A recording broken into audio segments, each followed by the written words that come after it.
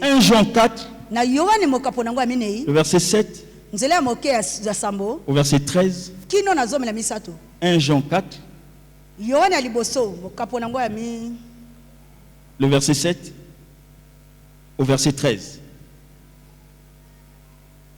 1 Jean 4. Voilà, on nous a déjà mis ça au tableau. À partir du verset 7, la Bible dit: mes chers amis, aimons-nous les uns les autres, car l'amour vient de Dieu. Celui qui aime est né de Dieu et il connaît Dieu. Alléluia. Amen. La suite, verset 9, je crois.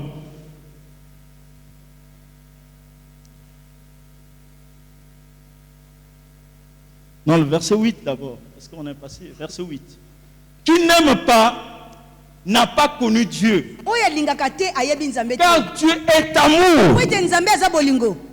Vous comprenez?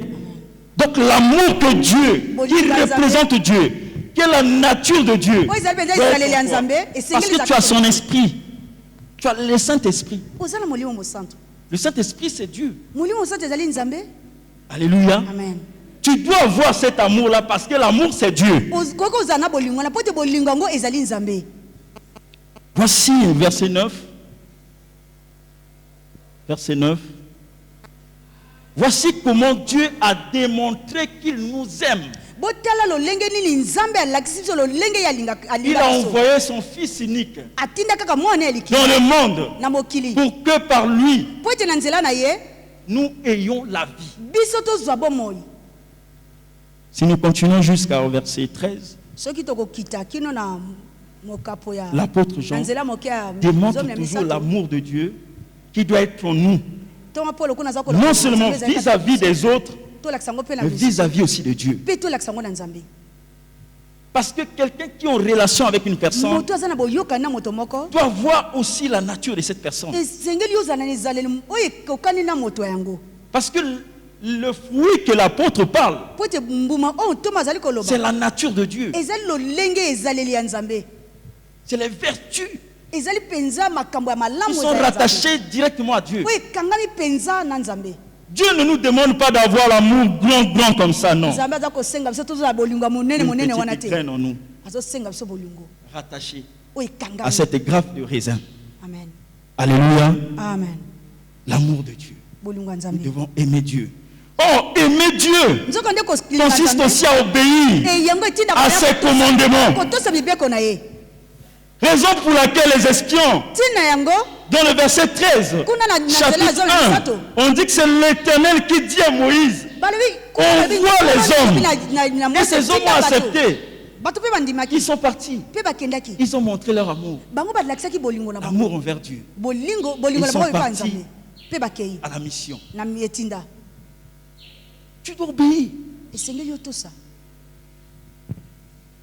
C'est ça l'amour de Dieu. Obéir d'avoir ses commandements. Obéir à ses règles. Obéir à ses lois. Obéir à ses ordres. Oh, l'ordre suprême, c'est aller. On va aller où? Annoncer. Mais avant d'aller, nous devons avoir le grain de l'amour en nous. Alléluia. Amen. Deuxième élément qui nous met en relation avec Dieu, que nous trouvons dans le livre de Galates, la foi, d'autres versions disent fidélité. Tu as cette graine d'amour, mais il faut avoir cette graine de foi. Alléluia. Tu dois avoir cette graine de foi. Parce que si tu n'en as pas, tu vas perdre la relation avec Dieu. Hébreux 11, Le verset 6. La Bible dit, Hébreux 11, le verset 6. Hébreux 11, le verset 6. Hébreux 11, le verset 6, la Bible dit, or sans la foi, il est impossible de lui être agréable. Car il faut que celui qui s'approche de Dieu croit que Dieu existe. Alléluia. Tu t'approches de Dieu. Tu dois croire qu'il existe. Et la Bible continue. Et qu'il est le rémunérateur de ceux qui le cherchent. Donc s'il n'y a pas la foi, il y a un problème. Vous allez voir dans le texte de Nombre 13, ils étaient 12. Ils ont manifesté leur amour vis-à-vis de Dieu. Ils sont partis. Mais quand ils sont arrivés là-bas, chacun a pris sa graffe de raisin.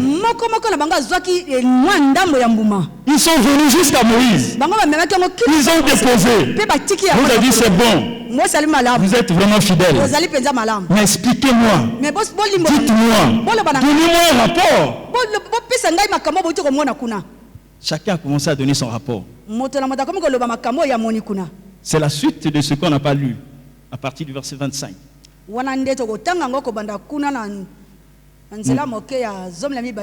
Nombre 13, 25 à 33. Chacun commence à donner le rapport à Moïse. Parmi les 12, il y a 10 autres qui ont perdu la foi. Si on prend l'image du raisin, on dira qu'ils ont fait pourrir leur graine de foi. Ou ils ont fait tomber leur graine de foi. Ça arrive souvent à l'église. Tu vois une personne qui a l'amour de Dieu, qui est prêt à faire l'œuvre de Dieu, mais qui perd la foi facilement. Pourquoi? Parce qu'on lui a dit que les fils de Sheba sont partis prier pour une personne, on les a chicotés par les démons. Lui perd la foi, il ne veut plus aller, il ne veut plus prier pour les gens. C'est le cas de ces espions. Ils sont partis. Dieu les a gardés. Dieu les a protégés. Ils ont fait 40 jours dans le pays d'autrui. Personne ne les a arrêtés. Personne ne les a tués. Personne même les a attaqués. Mais eux-mêmes, ils ont commencé à perdre la foi. Pourquoi? Parce qu'ils ont vu les fils d'Anak. C'est le cas de chaque personne ici présente. Devant les cas, les situations que nous pouvons rencontrer dans l'œuvre de Dieu, que nous pouvons rencontrer en venant à l'église. Comme j'ai rencontré cette situation, parce que je suis malade, alors je perds de foi. Parfois, je me crispe même de l'église. C'est comme ça avec ces espions. Ils ont commencé à décourager les autres. Parce qu'ils ont vu les fils d'Anak, qui étaient plus géants que cela. Ils ont oublié le Dieu qui les avait envoyés. Ils ont oublié le Dieu qui les avait protégés. Dans l'œuvre de Dieu, beaucoup sont comme ça.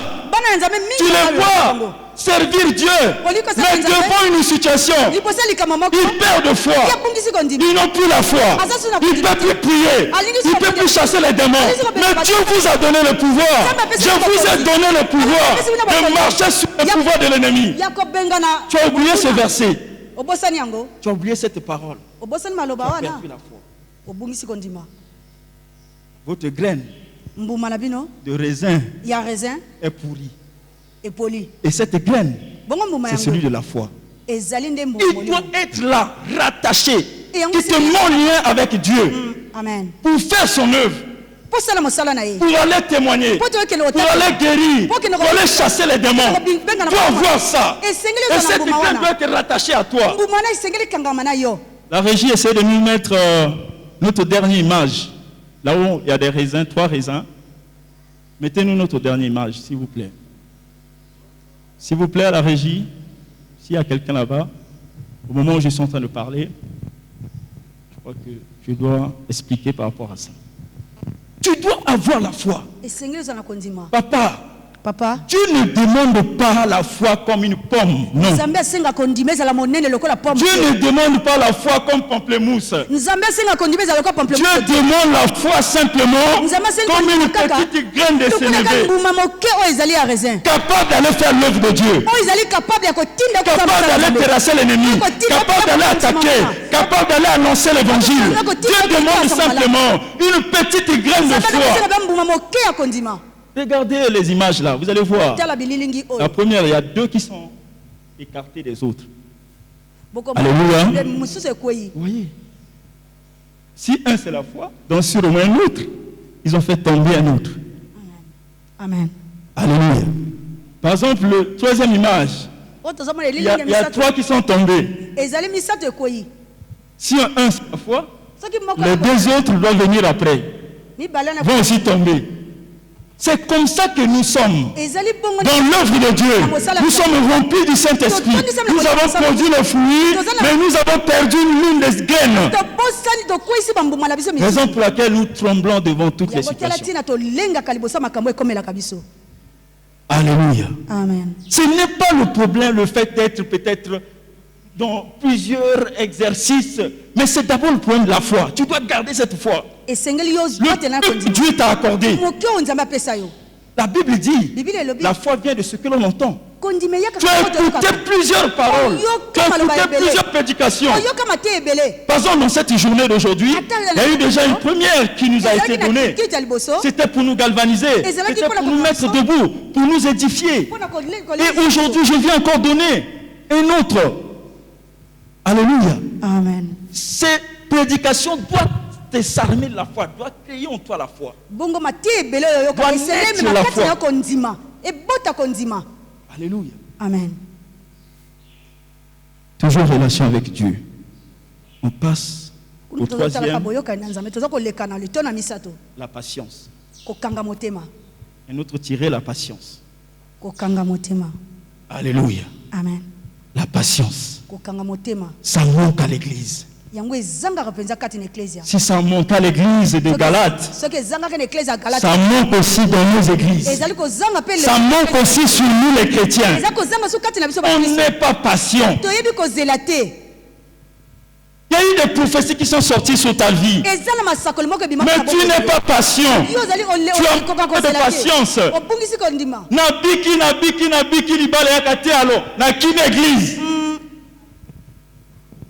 Mais pourtant, Dieu avait déjà parlé par la bouche de ses serviteurs que Dieu va faire un miracle dans ta vie. Mais comme tu n'as pas vu ça, tu perds la patience envers Dieu. Or, l'amour que nous parlons, dans 1 Corinthiens 13, dès le premier verset,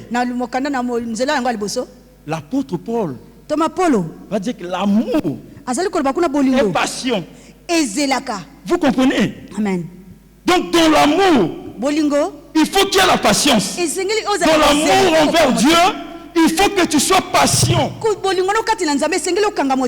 les choses spirituelles, tu dois s'armer de patience. Il y avait une personne qui m'a appelé. Papa, abondez-le pour l'angaï.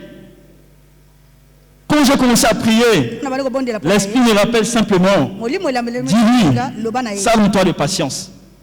Après je lui ai dit, salme-toi de patience. Il me dit, mais pourquoi? J'ai dit, salme-toi de patience. Je sais pas pourquoi.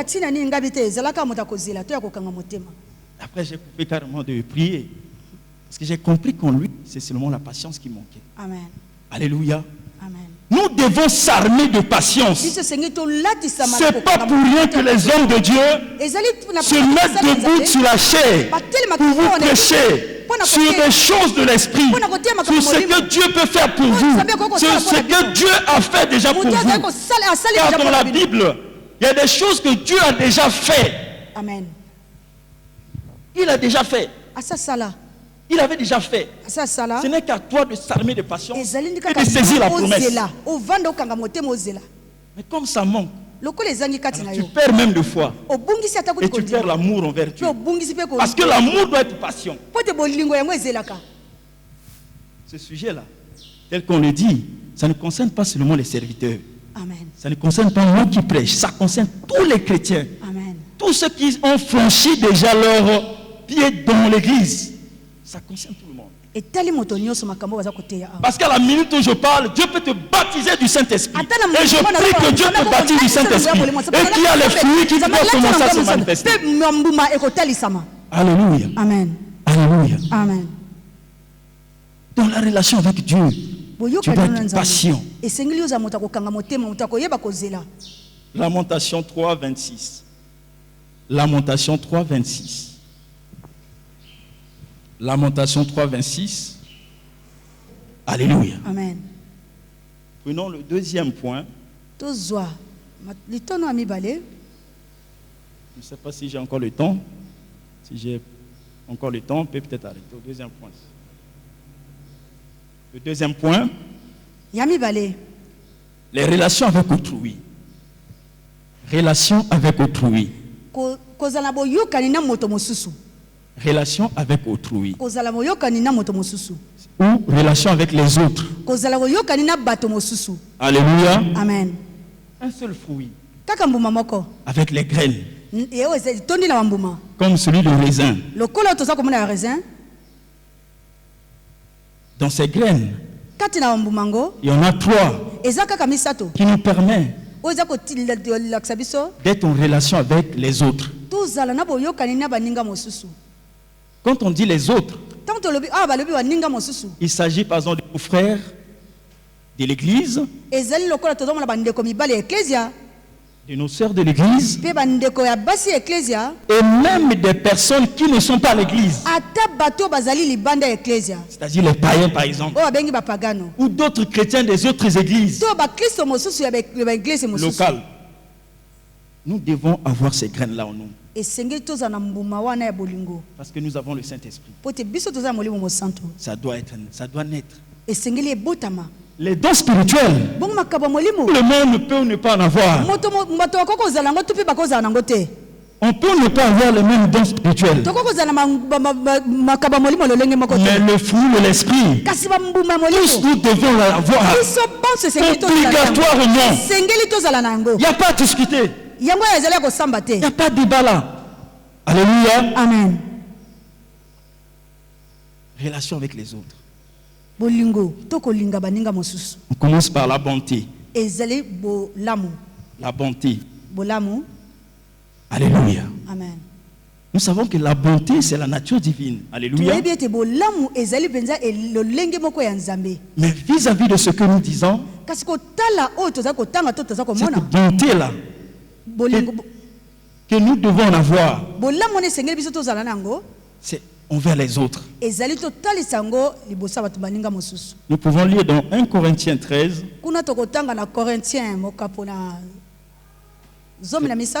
13 verset 4. 1 Corinthiens 13. Le verset 4. Et nous allons lire aussi Proverbe 22. Le verset 9. Alors dans 1 Corinthiens 13, verset 4, la Bible dit: l'amour est passion. Il est plein de bonté. Il n'est pas envié. Il ne cherche pas à se faire valoir. Il ne s'offre pas d'orgueil. Donc Proverbe 22, le verset 9, la Bible dit: l'homme qui regarde autrui avec bonté sera béni parce qu'il a partagé son pain avec le pauvre. Alléluia. Amen. Donc pour que tu puisses partager, il faut avoir d'abord un cœur de bonté. Alléluia. Amen. Vous voyez d'autres personnes, il en a beaucoup, mais il ne peut jamais partager. Il est à l'église parce qu'il lui manque cette graine de bonté.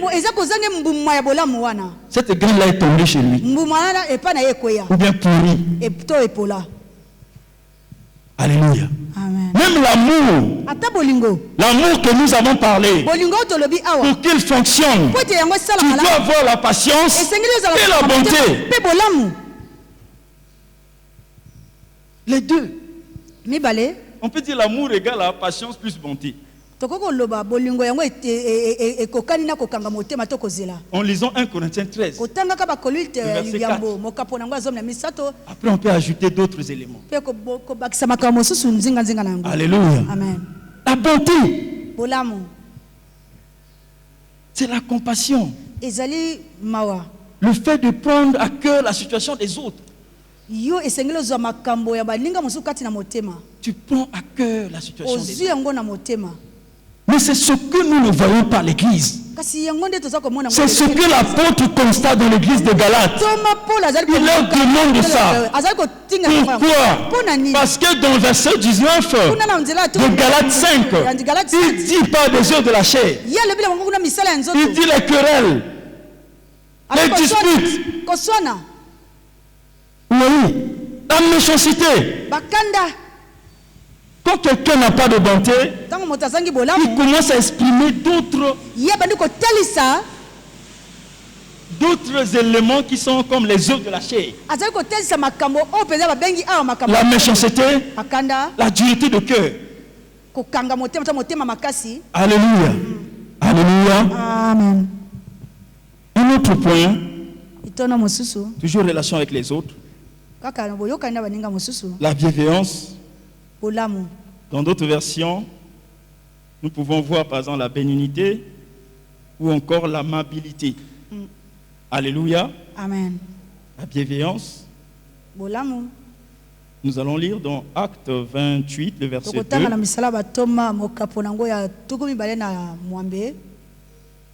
Acte 28, le verset 2. C'est pratiquement le dernier verset du livre d'Actes, le dernier chapitre plutôt. Acte 28, le verset 2. Acte 28, le verset 2. La Bible dit, les barbares nous témoignèrent une bienveillance peu commune.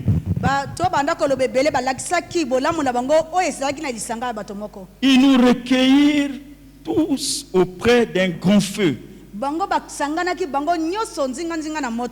qu'ils avaient allumé parce que la pluie tombait et qu'il faisait grand froid.